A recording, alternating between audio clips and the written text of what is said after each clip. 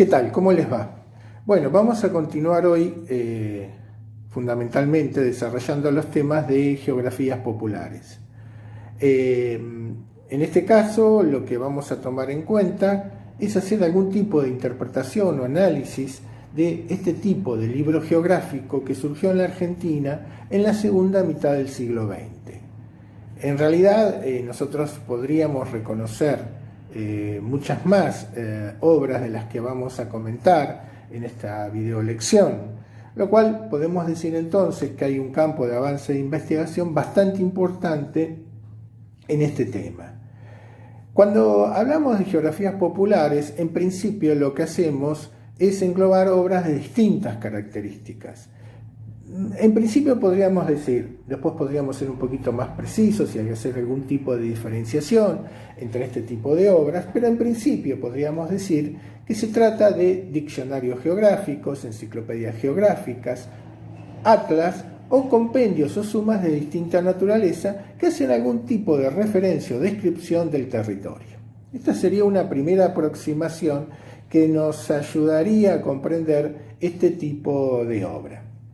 En este video fundamentalmente vamos a referirnos a las geografías populares en la Argentina, particularmente aquellas que se editaron desde el Centro Editor de América Latina. Pero, como decíamos en otras oportunidades, hay muchas obras de esta naturaleza que podrían ser sujeto de una investigación bastante interesante, ¿sí? Cuando pensamos entonces en geografías populares, pensamos en algún tipo de descripción de la Tierra, en alguna forma de representación del territorio, por textos e imágenes que están destinadas a un público masivo, amplio, no solo limitado a lo que podría ser el trabajo de profesionales, especialistas o geógrafos o profesores exclusivamente de geografía. ¿Sí? O sea, piensa en un lector que puede ser muy heterogéneo y a veces lo han creado. En las geografías populares se cumple, como en ningún otro caso diríamos nosotros, esa máxima de que los autores o escritores escriben textos, no fabrican los libros, sino que en este caso lo que hay es un opus mechanicum, un objeto material en el cual participan una infinidad de oficios, saberes y pericias de una red social bastante compleja y bastante amplia, ¿sí? Desde lo que puede ser el origen, que es el perito, el profesional, el geógrafo, el especialista en ciencias sociales o naturales que escribe el capítulo, a la vez pasando por una serie de correctores, editores, ilustradores, diseñadores, y a la vez también participan en ese proceso los talleres de imprenta, los procesos de publicidad, distribución y comercialización, ¿sí? Entonces hay un espectro bastante amplio en este sentido. Como vamos viendo y ya nos vamos percatando, la editorial históricamente, sobre todo en el siglo XX, cumplieron como industria de mercado un papel determinante, ¿sí? ¿Qué queremos decir con esto? Que no solamente fueron agentes atentos a un mercado de lectores que durante el siglo XX estuvo en un proceso de crecimiento y expansión importante, sino también que fueron difusores centrales de ideas culturales, ¿sí? Esta doble misión que ha destacado Pierre Bourdieu está muy presente a lo largo del trabajo de que han sido las editoriales en el mundo, ¿sí? Y la complejidad de los trabajos que significa editar grandes obras, a veces con muchos fascículos, muchos tomos, en un periodo en el cual se nota una empresa de largo aliento, necesita primero una red coordinada de actores suficientes y segundo, una entidad con el suficiente poder simbólico y material como para desarrollar este tipo de obras. Nosotros podríamos decir, después de una lectura más o menos atenta de distintas geografías populares, que esa descripción del territorio siguiendo las definiciones etimológicas de la geografía, digamos que de alguna manera ha sido muy tradicional.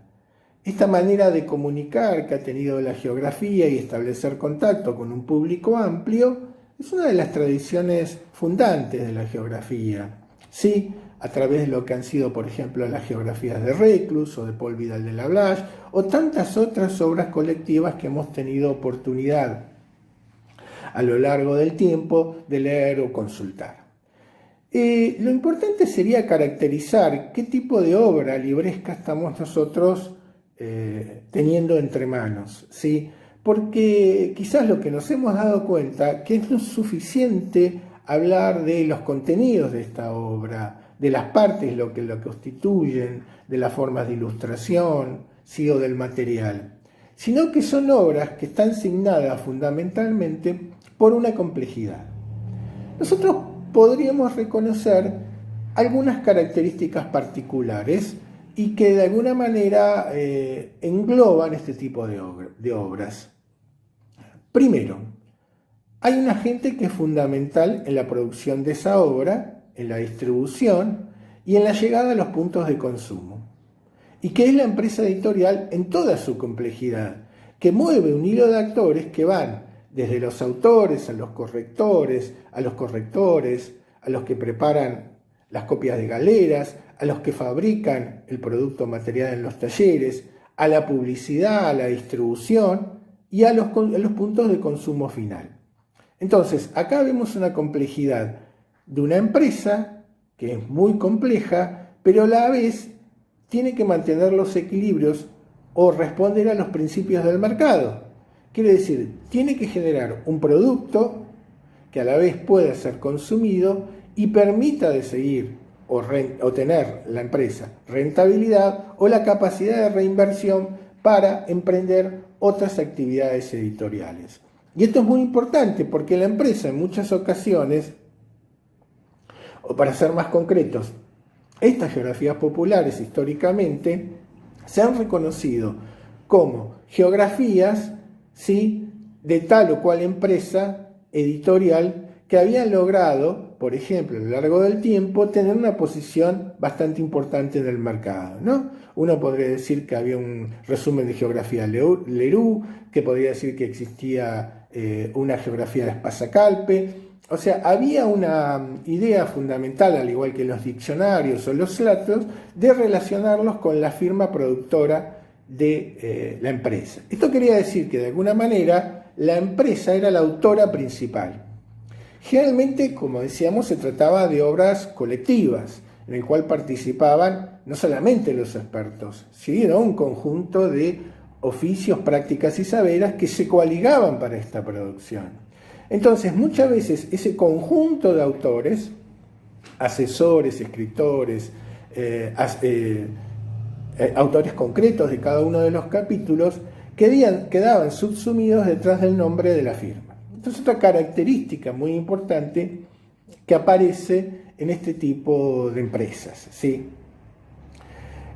Segundo, es un producto que normalmente tiene que ser un objeto material vistoso, ¿sí?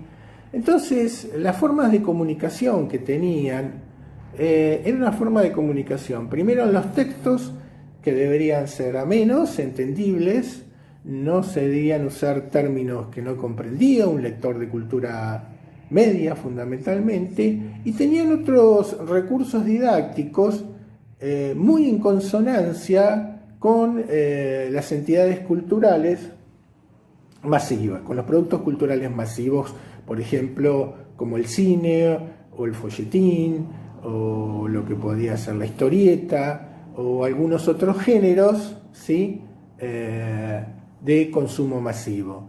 Entonces, es muy importante el papel que juegan las ilustraciones en general, las imágenes, los mapas, en algunos casos los cuadros didácticos, cuando el perfil que tenían no solamente era de entretenimiento, sino también de formación cultural.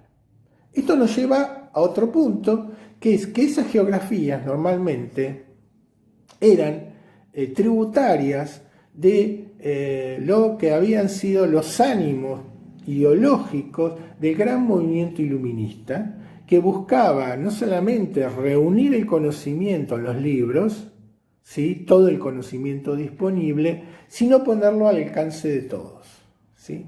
Entonces, de alguna manera esas geografías, al igual que pasa con los libros de referencia en general, son tributarias de esa intención iluminista de reunir todo el conocimiento disponible sobre el mundo, en este caso, para ponerlo en manos de los lectores. Entonces, hay otra característica que nosotros podemos señalar, y es que muchas veces había un divorcio entre lo que se hacía en la academia universitaria o en las instituciones universitarias, sobre todo avanzado la segunda parte del siglo, y lo que se producía en las editoriales en estas academias. Es decir, las tendencias o las tradiciones que innovaban en lo que podía ser la academia universitaria no llegaban inmediatamente a la producción de este tipo de geografías. Por distintos motivos, o porque muchos académicos consideraban que no debían participar, o porque las cuestionaban por ser parte de un producto de una cultura no alta, sino una cultura menor, y en muchos casos, en geografía esto no fue mucho la tendencia, porque vamos a encontrar en las editoriales trabajando autores muy reconocidos en la geografía, sobre todo en la geografía francesa, ¿sí? Pero muchas veces ocurría, y vamos a ver por las reseñas bibliográficas que se hacían, que en muchos casos había un divorcio de lo que se hacía en un lado y en el otro. De todas maneras, estamos hablando de una construcción de discursos bastante diferentes, ¿no? El discurso argumentativo que se construía en la enseñanza o que se construía en los ámbitos universitarios, al discurso que se construía en las geografías populares. En muchos casos cercano al discurso de la enseñanza o de lo que eran los textos tradicionales de enseñanza. Y les vuelvo a repetir, en el caso de la geografía argentina vamos a encontrar muchos geógrafos de renombre en su momento que participaban en distintas instancias en estas geografías o en enciclopedias de humanidades o de ciencias sociales o sobre la Argentina en el capítulo de geografía. O sea que esto, en el caso de la geografía, yo diría que es un poco relativo. A veces se señala en otras disciplinas, en otras ciencias. ¿Y por qué se dio en la Argentina en muchos casos esa situación? Las editoriales en la Argentina, particularmente a las dos que nos vamos a referir, en el caso de, en particular en Eudeva y en el CEAL, fueron a su tiempo ámbitos de sociabilidad, a veces un tanto distantes, ¿sí?, de lo que ocurría en las universidades o en la educación superior, o complementarios, o en algunos casos cuando había movimientos de refundación universitaria, por movimientos políticos espasmódicos o golpes de Estado o cambios de elencos políticos, muchas de las personas que podían ser expulsadas podían trabajar en estas editoriales bajo otros criterios, bajo otros cánones muy diferentes a los que funcionaban en los institutos de educación superior o en las universidades.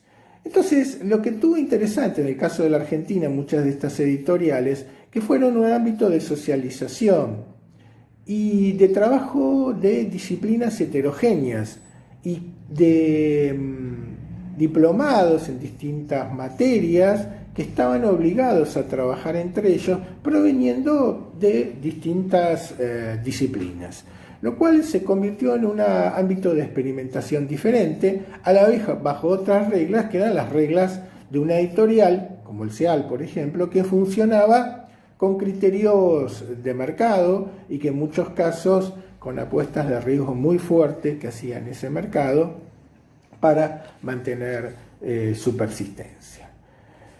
Decíamos entonces que esta es la característica más importante que tienen estas geografías. En muchos casos esas geografías están siendo parte de una obra mayor, ¿sí? Y en esos casos tienen como descripción del espacio una entidad independiente. En el caso particular de la Argentina, y que nosotros recortamos el periodo de estudio, tuvimos dos editoriales muy importantes que fueron Eudeva y el CEAL. Eudeva fue la editorial de la Universidad de Buenos Aires y que surge cuando se constituye la unidad bajo cánones reformistas al derrocamiento de Perón. Y fundamentalmente lo que había sido la Universidad de Sombras, intelectuales que estaban en contra del peronismo o antiperonistas, a la caída de Perón, ese elenco cultural que se producía al margen de la universidad o de los centros culturales con incidencia directa del Estado, pasan a controlar políticamente la universidad y constituyen la universidad reformista. Esa élite, de alguna manera, que sobre todo toma asiento en la Universidad de Buenos Aires, va a crear lo que es la editorial universitaria con estos ánimos un poco iluministas que habíamos planteado hace un instante, en el sentido de hacer llegar todo lo que se producía y se enseñaba en la universidad al gran público, buscando una especie de modelo de extensión y de difusión cultural. Pero dejemos hablar al rector, a Riccieri Frondizi, que en ese momento es entrevistado por los medios junto a Boris Spivakov, que sería el primer gerente de la universidad. He traído su tiempo, doctor Frondizi, para conseguir unas consideraciones de carácter general alrededor de la editorial universitaria que acaba de ser creada. La editorial universitaria había cumplido hasta época reciente con su cometido en un carácter formal. Deseamos que de ahora en adelante mantenga el rigor científico y adquiera gran difusión en la producción total. No solo se publicarán libros de carácter científico, sino también se estructurarán colecciones populares que puedan ser adquiridas en los kioscos de los subterráneos y de los ferrocarriles, porque creemos que la cultura universitaria no es incompatible con la cultura del pueblo. Otra pregunta, doctor. ¿Existe posibilidad que la editorial imprima libros para la escuela primaria, teniendo en cuenta de que están tan caros? No hemos excluido la posibilidad de imprimir libros de enseñanza primaria, pero comenzaremos desde luego con libros de jerarquía universitaria. Quizás también puedan encargarse algunos textos de enseñanza secundaria que pudieran de algún modo ayudar a la reforma imperiosa de la enseñanza media.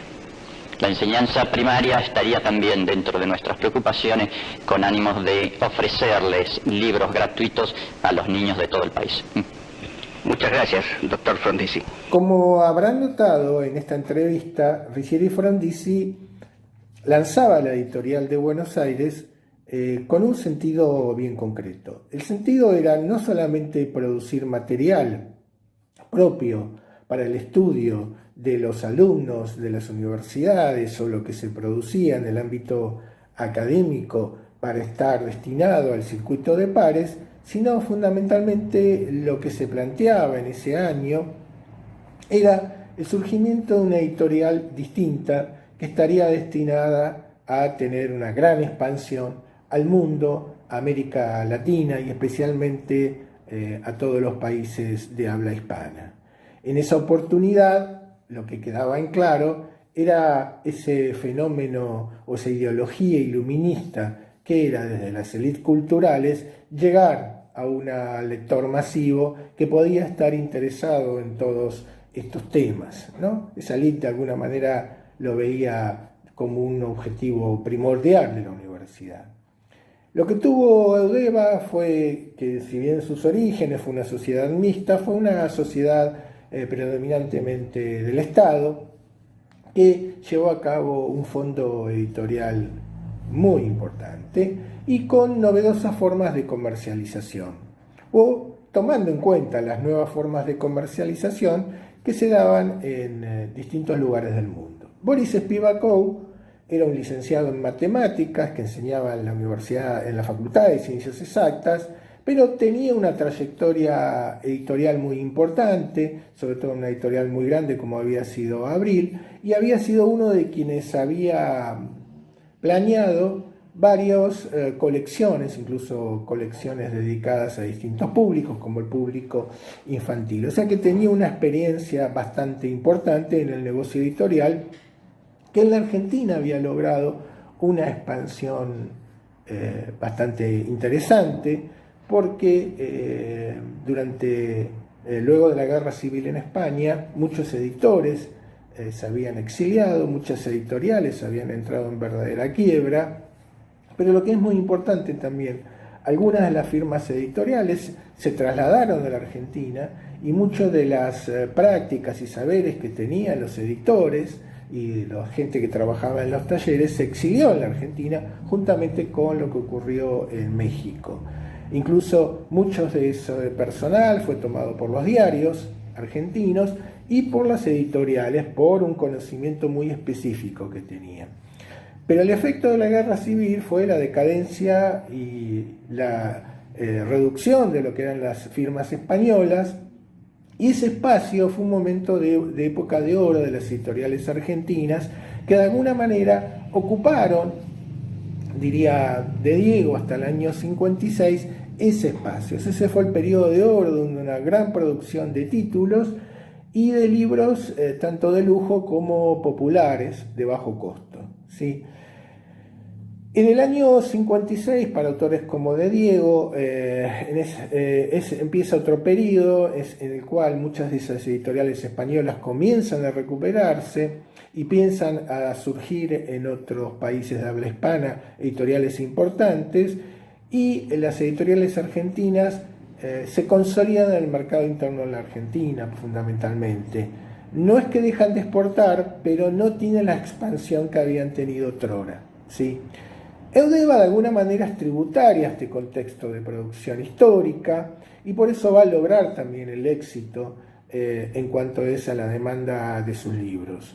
Tenía la cobertura de tener detrás una universidad tan importante como la Universidad de Buenos Aires y decíamos también un nuevo sistema de venta y comercialización. Se empiezan a editar y reeditar libros clásicos, nuevos libros, nuevos autores, se da espacio a nuevos escritores y se llega por medios novedosos que habían ensayado otras empresas editoriales, ¿sí? En cuanto a salir de lo que era el sitio clásico de compra de libros como era la librería. Sí, se suponía que había mucho público que no iba a la librería, sobre todo público popular, que no leía ese género de trabajos. Entonces se empiezan a vender en otros sitios a través de esos famosos kioscos que se ponían en distintos puntos del país, incluso en los subterráneos, en las estaciones de transporte, con libros muy vistosos y baratos, generalmente libros de bolsillos que podían ser leídos en un viaje más o menos largo. Entonces la idea era no solamente producir material de divulgación para llegar a todos los públicos con un registro apropiado, un lector medio, sino también llegar a todas partes del país a través de distintos puntos de vista y trascender lo que eran los puntos de venta tradicionales. ¿Sí? De esa manera lo que se lograba era llegar a otro público. Eudeva tuvo una trayectoria importantísima en ese sentido y en algún momento hay un proceso de interrupción importante que es durante el golpe de Estado de 1966 y la instauración de la dictadura por el general Onganía, que lleva a expulsar a muchos profesores de la universidad, a muchos a la renuncia, y entre ellos a Boris Spivakov, que estaba al frente de la editorial universitaria de Buenos Aires, y con buena parte de su equipo funda una nueva editorial que va a ser señera también, que va a ser el CEAL o el Centro Editor de América Latina. Eso lo va a hacer en el año 1966. En esta instancia se da un proceso de intervención de las universidades y se produce otro proceso de expulsión de muchos docentes, investigadores que trabajaban en la universidad. El CEAL se va a convertir en un centro alternativo de trabajo intelectual y de alguna manera va a ser quien va a foguear durante la década del 60 a través de un fondo editorial muy heterogéneo, ¿sí? de traducciones de autores tradicionales, de traducciones de autores nuevos, con una línea muy progresista, pero volvemos a repetir, con un catálogo que ideológicamente era muy heterogéneo, una serie de textos importantes en ciencias sociales, en historia, en literatura, en poesía, etcétera, etcétera.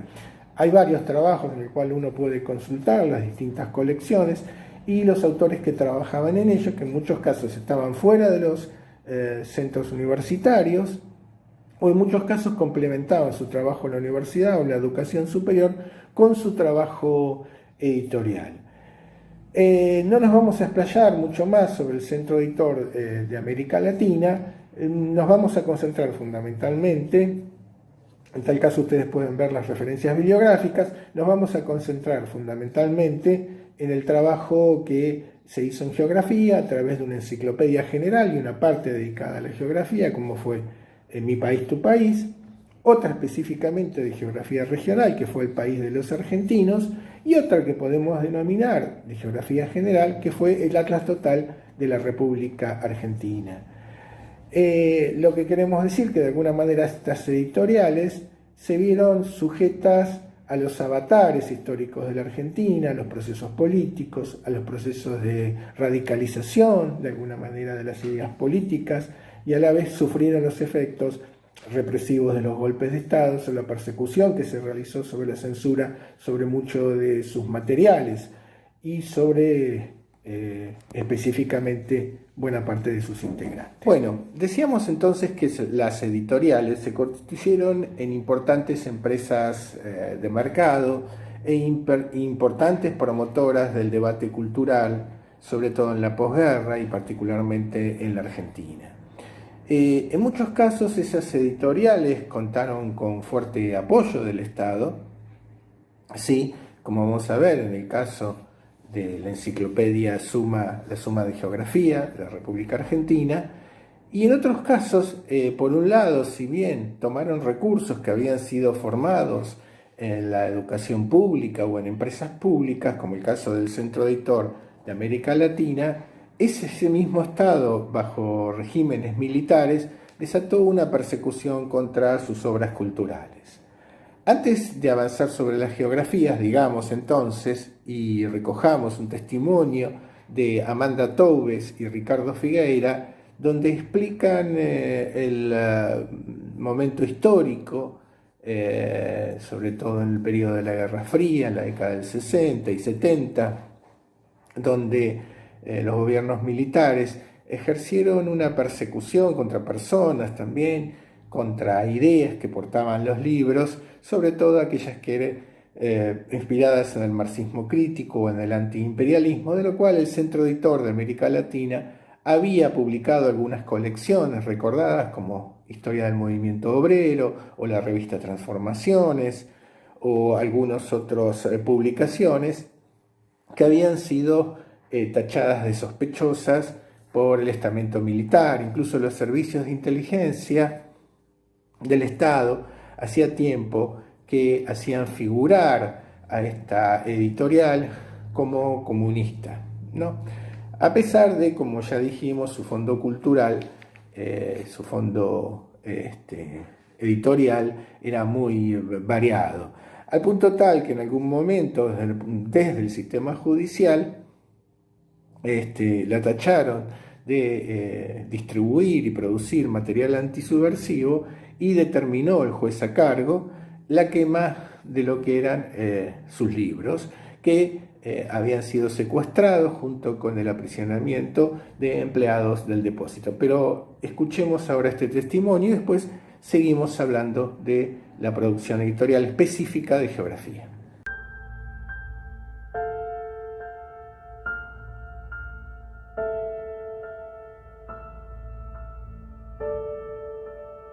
Se crea en septiembre de 1966, el 21 de septiembre, el Centro Editor de América Latina.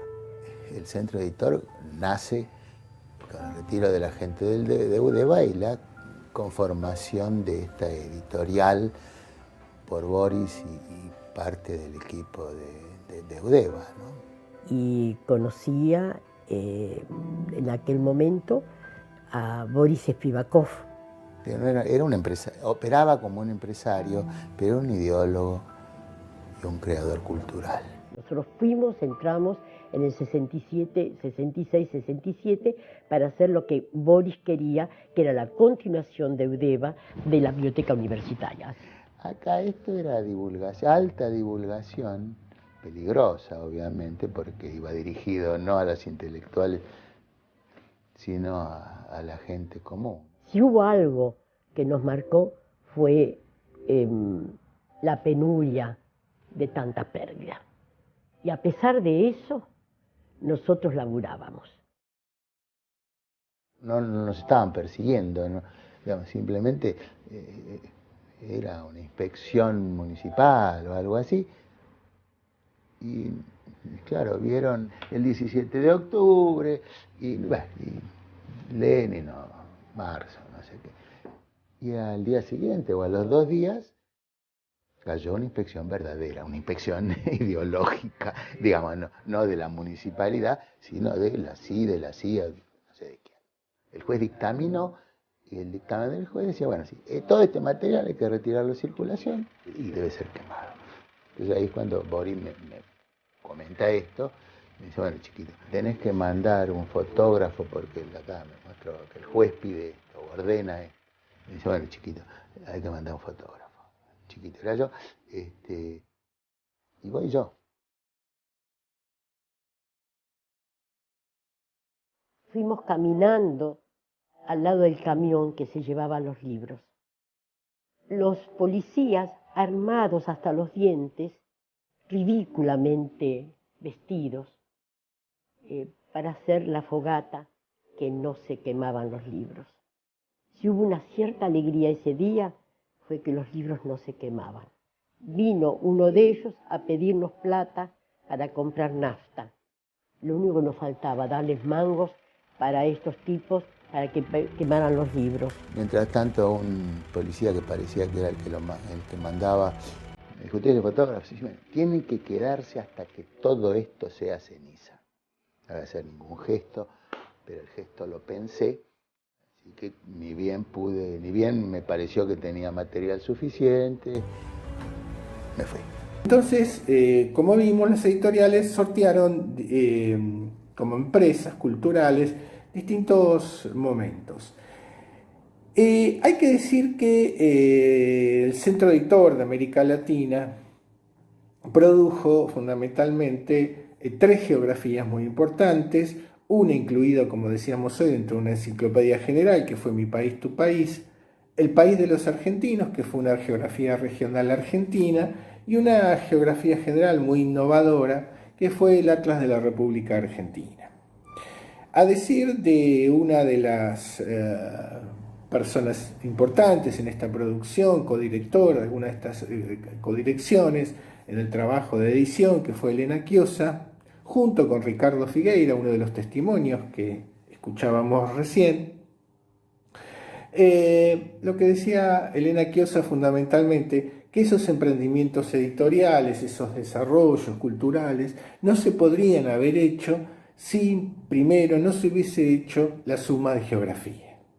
La Suma de Geografía fue una enciclopedia que se produjo entre el año 58 y 62 sobre, digamos, geografía argentina.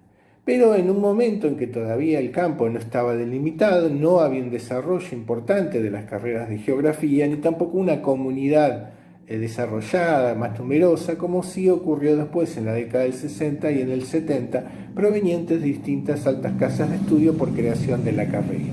Fue en un momento en que todavía se entendía a la geografía de alguna manera como un compendio de varios contenidos que hacían la descripción de la Tierra. Se confundía un poco con la antropología cultural, la arqueología, el urbanismo, distintos elementos o retazos. La manera de la Suma de Geografía es un poco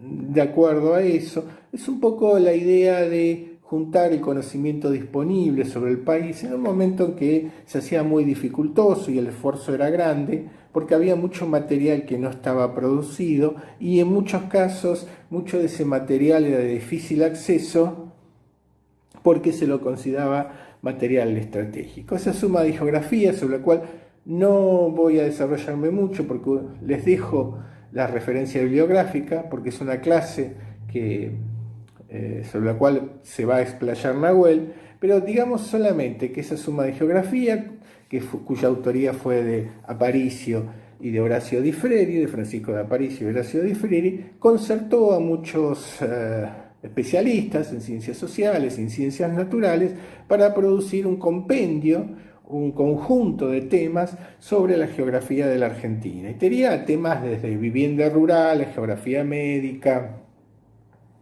a historia de la agricultura y la ganadería en la Argentina o del sector primario, hasta estudio de las comunidades originarias y la formación del Estado, ¿no? De alguna manera, para la época que se produjo, empezaba a desarrollarse en la Argentina y a tener fuerza los enfoques de geografía regional que empezaron a ser predominantes y que después se iban a organizar las otras dos colecciones a que hacíamos referencia recién del Centro Editor.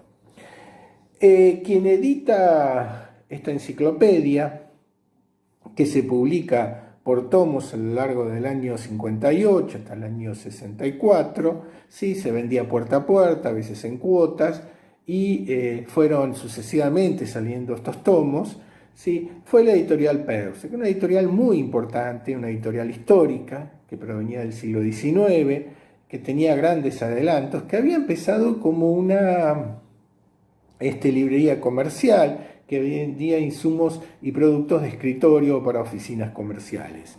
Pero con el correr de los tiempos, ya a finales del siglo XIX, había empezado a hacer documentos legales, el boletín oficial, documentos legales bajo el sello del Estado, como estampillas, estampillas fiscales, estampillas de correo, y todos aquellos documentos contables como libros de contabilidad o modelos de documentos jurídicos. ¿Sí? De alguna manera tomó un auge muy importante en base a los encargues del Estado, pero constituyó a lo largo de todos esos años importantes fondos editoriales con obras de distinto tipo, ¿no? Siendo un gran promotor de obras clásicas y obras argentinas, de la literatura, relatos de viaje, etcétera, que por años estuvieron presentes en muchos países de habla hispana. Peirce se convirtió no solamente en una editorial importante y en una librería comercial con filiales en todas las grandes ciudades del país, ¿sí? Sobre todo en capitales de provincia, cuyos edificios clásicos todavía se conservan en algunos casos, sino también se convirtió en un emprendimiento cultural con salones en donde se hacía exposiciones de artes pictóricas, conciertos de música, exposiciones de fotografía, y se convirtió en un centro cultural de excelencia, teniendo uno de los más importantes en la calle Florida, en la ciudad de Buenos Aires. O sea, trabajó con lo que podía ser la alta cultura, pero también con la cultura popular. Estrictamente, quizás la Suma de Geografía podría ser no considerada una geografía popular por la manera que se distribuyó en ese momento y el público que apuntaba y el uso que se le dio, pero sí hay que tener en cuenta que fue un libro de geografía de referencia obligada y fue un contenido, yo diría, muy importante para lo que fue el desarrollo sí de geografías populares que tienen una forma de distribución y apuntaron a un público más amplio, ¿no? Decíamos que la Suma de Geografía se desarrolló entre el año 58 y 62 y muchos de sus autores lo vieron como un acto de resistencia porque era quizás parte de la universidad en las sombras, que estaba fuera de la universidad peronista y se sentían excluidos o efectivamente habían sido excluidos de los cargos de gestión y que se preparó a partir de la década del 40 en función de contratos que hizo Francisco de Aparicio con Caillet Bois, que era el jefe de ediciones de Editorial Peirce, por el cual se desarrolló y se puso en plan esa nueva geografía, cuyo primer tomo sale en el año 58. Pero bueno, no voy a exponer más porque van a ver en el trabajo de Nahuel que va a ser un análisis del contexto de producción y de la génesis de esta obra bastante más desarrollado. Sí la quería tener en cuenta fundamentalmente porque de alguna manera tuvo mucho que ver en sus contenidos y en el trabajo previo que se había hecho. Como decíamos, las editoriales se convirtieron en lugares de sociabilidad y de aprendizaje y de un oficio alternativo para aquellos que trabajaban en la educación media o superior o en la universidad o en los pocos núcleos de investigación que existían y bajo otras condiciones generaron una producción cultural. La particularidad que van a tener estas obras, fundamentalmente, una de las primeras que va a dar el Centro Editor de América Latina, va a ser una enciclopedia que se llamó Mi País, Tu País, que se publicaron 21 tomos entre 1968 y 1971. En realidad, Mi País, Tu País era una enciclopedia general sobre la Argentina, ¿sí? En esa enciclopedia se hacía referencia a la historia, a la geografía, a las artes, a la literatura y a las biografías de grandes personajes de la historia argentina, ¿sí? Había una parte dedicada a geografía, cuya participación fue muy importante, la de Elena Chiosa, y también la de otros geógrafos de otras universidades, no solamente de la Universidad de Buenos Aires, sino de otras universidades nacionales. Ahora, fue una obra pensada sobre todo para un lector preadolescente o adolescente. Incluso uno, si observa hoy en día la manera en que esa obra se publicitaba, como ayuda escolar. Si bien no respondía, como han dicho muchos de sus participantes, a lo que era el plan sistemático de la escuela, sin duda que fue una obra en este sentido que ayudaba en lo escolar. ¿Cómo se vendía? Y esto fue un poco lo novedoso. Los fascículos eran muy portables, de tamaño chico, predominantemente cuadrado, y lo que permitía acceder fundamentalmente a un mercado que lo podía adquirir por un valor bajo. Tenía la virtud de ser lanzado semanalmente, de manera que uno podía coleccionar esos fascículos y eventualmente luego encuadernarlos y constituir los tomos. En este sentido, la obra fue un éxito, porque la obra estaba planeada para pocos números, pero como hubo una demanda muy importante en ese sentido, lo que hizo Boris Spivakov como gerente del Centro Editor de América Latina, extender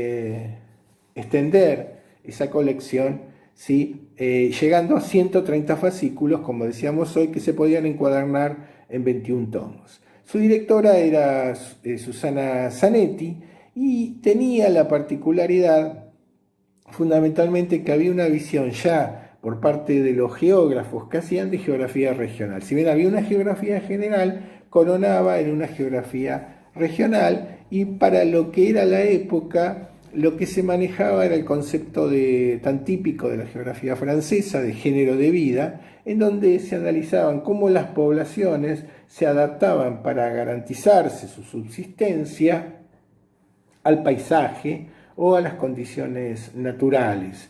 De alguna manera, en los relatos lo que uno ve es una naturaleza que brinda resistencias y una población que logra controlar en armonía esa naturaleza, ¿sí? La historia del poblamiento, tal cual es narrada, parece apuntar hacia ese lugar.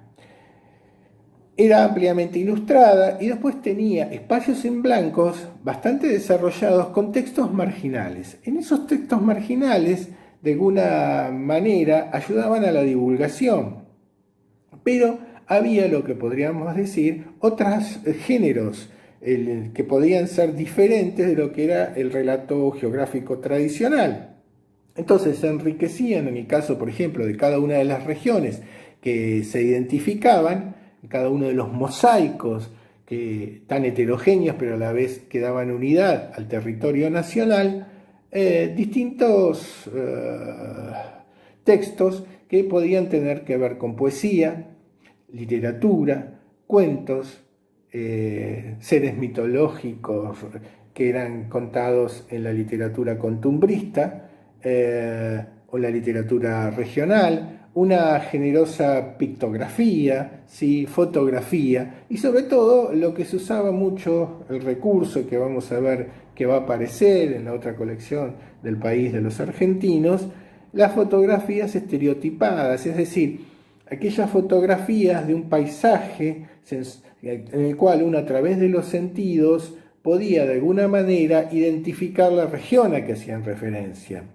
porque estaban vinculados con otras fotografías de los textos escolares o con las fotografías turísticas o las que se difundían, por ejemplo, a través de otros impresos muy populares como las estampillas o las postales o la misma televisión que en la década del 60 ya había tomado un auge importante. Entonces, unas figuras características de lo que podía ser un paisaje desértico, estepario, la existencia de guanacos o ovejas, rápidamente llevaba a las personas a reconocer al espacio patagónico o ciertos símbolos característicos de las ciudades, como el obelisco, en el caso de la ciudad de Buenos Aires. ¿Sí? Rápidamente uno identificaba en esas fotografías ese realismo de los elementos que rápidamente podía reconocer. Realmente fue una geografía que de alguna manera le contaba a los argentinos cómo era su país, ¿sí? El esfuerzo estaba planteado también en términos, yo diría, un tanto didácticos o iluministas, para contarle eso a los argentinos. Un poco a la manera de conclusión, para describir en su contenido esencial cómo era esta enciclopedia para la escuela y el hogar, tal cual se la publicitaba. En cuanto a su discurso geográfico o al discurso en general que desarrollaban sus páginas, podemos decir y concluir en lo que decíamos hace un tiempo en un trabajo.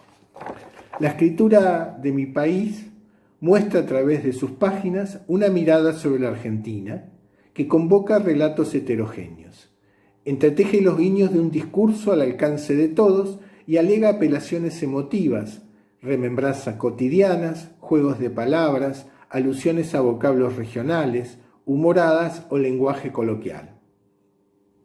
Pero también invocando lo ya aprendido, entre comillas, como todos sabemos, o datos estadísticos, alturas, caudales, diferencias térmicas, etc., para provocar, con golpes de efecto, el asombro, la admiración o la sorpresa en el lector. Más aún, fiel a una escuela geográfica forjada en el campo y en el arte de la representación regional, se vale de frases que invocan la autoridad de los sentidos por medio de alusiones táctiles, un viento seco y cálido que agobia, sonoras, el aleteo de una perdiz volando bajito, visuales, el cielo intensamente azul, olfativas, los olorosos bosques de eucaliptos y gustativas. ¿A quién no le gustan los higos secos? Bueno, de alguna manera esto sintetiza el discurso geográfico realmente que da una cierta polifonía en cuanto a los géneros y junto con las ilustraciones que la enciclopedia Mi País. Este tipo de colecciones vamos a ver que también suele ser muy común en otros países latinoamericanos. Este esfuerzo progresista por educar a la población se va a dar en la década del 60 y principio de los 70 en otras colecciones muy similares, ¿sí? En el caso fundamentalmente chileno, la editorial Quimantú va a editar una colección muy interesante que se llamaba Nosotros los Chilenos, y en el caso de Uruguay, si no me equivoco, creo que es Nuestra Tierra, donde también una serie de investigadores, docentes de las áreas humanísticas, de las áreas de las ciencias naturales, se coaligaban para contar sus territorios a sus ciudadanos, siguiendo un poco esa tradición de contarle la geografía francesa a los franceses que había enseñado la geografía regional y que tenía una larga tradición en las geografías corológicas con sentido nacional, podríamos decir, de ideología nacional. Esta obra fue muy importante como éxito de mercado, ¿no? Y se siguió vendiendo por años. En realidad aquí lo que se produce también es que como el Centro Editor era una empresa que estaba siempre al filo de la quiebra, ¿sí? En el cual cada colección, si funcionaba bien, seguía sosteniendo a la empresa, ¿sí? Y de alguna manera le daba supervivencia y con salarios que a veces se prorrogaban, como cuentan algunos, en sus cobros. Lo que hizo Spivakov fue vender en el año 77 a la editorial Oriente los derechos de autor. Y lo que hizo esta editorial fue reorganizarla en 8 tomos bajo el nombre de La Argentina.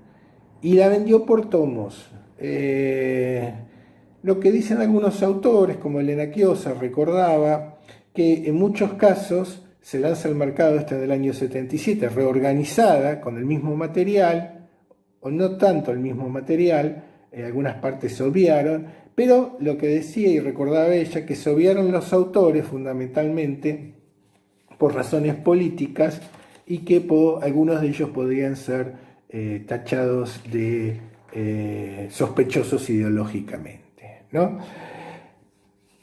Hay que decir que esta tradición de imágenes y de geografías ilustradas existía, por supuesto, en la geografía, y anteriormente hay una experimentación muy interesante. Primero podemos reconocer en la Suma de Geografía un atlas aerofotogramétrico que es publicado en uno de los tomos de manera bastante generosa, ¿sí? Y también había en el año 67 la editorial Kraft, que era muy importante por los talleres que tenía, y tenía talleres bastante avanzados para procesar imágenes, las imágenes de ese tiempo, claro, lanzó los diatlas. Los diatlas fueron una innovación tecnológica y muy llamativa para el mercado en ese momento, en el cual el de geografía estuvo a cargo de Elena Chiosa, René Cura, y María René Cura y Emilce Camarata, ¿sí? Y lo que consistía en un tomo explicativo con una caja de diapositivas, es decir, de pequeñas filminas que podían ser pasadas en esos proyectores Kodak y proyectados sobre un telón blanco, sobre una pared, con distintas imágenes sobre distintas regiones argentinas, ¿sí? Esto en su momento generó bastante impacto en el sentido de que se convirtió en un recurso didáctico importante para docentes y logró venderse muy bien en escuelas, museos, bibliotecas y comprada por algunos docentes, ¿no? Por el valor pedagógico que tenía.